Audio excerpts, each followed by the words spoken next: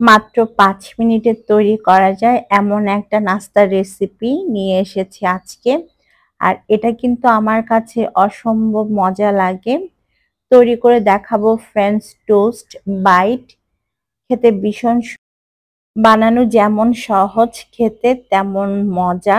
আশা করছি আমার আজকের এই সহজ আর মজার রেসিপিটি আপনাদের ভালো লাগবে। ভালো লাগলে আমার চ্যানেলটাকে সাবস্ক্রাইব করতে পারেন। এর জন্য আমি একটা বাটিতে প্রথমে ২ টা ডিম ফেটে নিচ্ছি। আর ডিমগুলোকে অবশ্যই রুমের স্বাভাবিক তাপমাত্রায় থাকতে হবে। এবারে ১ চিমটি পরিমাণ লবণ দিয়ে দিতে হবে। তবে লবণটা অপশনাল, আপনারা চাইলে স্কিপ করতে পারেন। এবারে আমি দিয়ে দিচ্ছি 1/3 কাপ চিনি। এখানে চিনিটা নিজেদের স্বাদ অনুযায়ী দিতে হবে। আমি আমার স্বাদ অনুযায়ী দিয়েছি। আর দিয়ে দিলাম 1/4 কাপের মতো দুধ। এখন একটা হ্যান্ড বিটার বা এরকম হ্যান্ড উইক্স দিয়ে খুব ভালোভাবে ফেটিয়ে নিতে হবে যতক্ষণ না চিনিটা সম্পূর্ণভাবে গুলিয়ে যাচ্ছে বা মিশে যাচ্ছে। যখন চিনিটা সম্পূর্ণভাবে গুলে যাবে তখন বুঝতে হবে আমাদের ডিমের এই মিশ্রণটা তৈরি হয়ে গিয়েছে। আজকের ফ্রেঞ্চ টোস্ট বাইট করার জন্য আমি নিয়েছি হোয়াইট ব্রেড।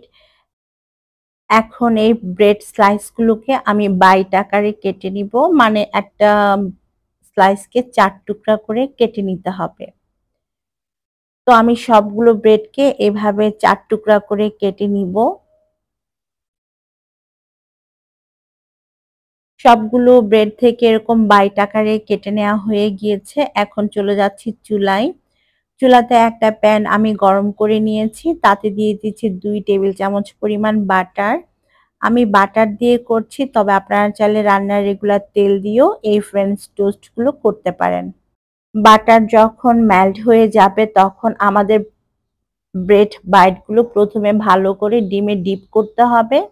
তারপর প্যানের মধ্যে দিয়ে দিতে হবে। তো এভাবে করে আমি সবগুলো ব্রেড বাইটকে ডিমে ডিপ করে প্যানের মধ্যে দিয়ে দিচ্ছি।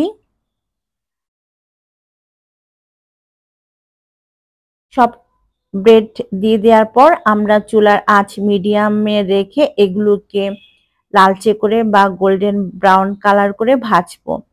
এক পাশে ভাজা হয়ে গেলে অন্য পাশে উল্টে দিতে হবে।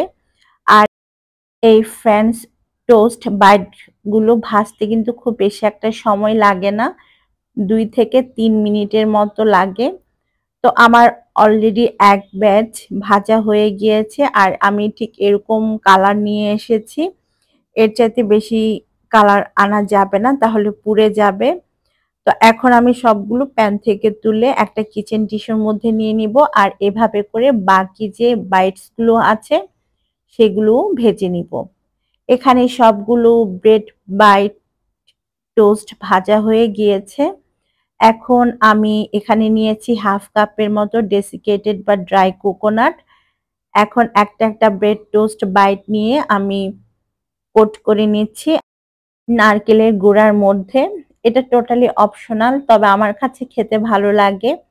তাই আমি সবসময় দেখা যায় নারকেলের গুঁড়ার মধ্যে এরকম ফ্রেঞ্চ টোস্ট বাইটগুলো বানালে কোট করে নিয়ে থাকি।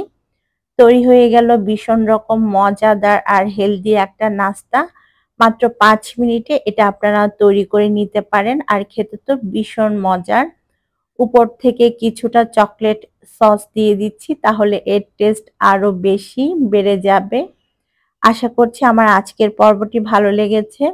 ভালো লাগলে এরকম আরো সহজ রেসিপি পেতে আমার লেটস কুক উইথ মুনিয়া চ্যানেলটাকে সাবস্ক্রাইব করতে পারেন। চাইলে আমার ফেসবুক পেজটাকেও ফলো দিতে পারেন। আল্লাহ হাফেজ।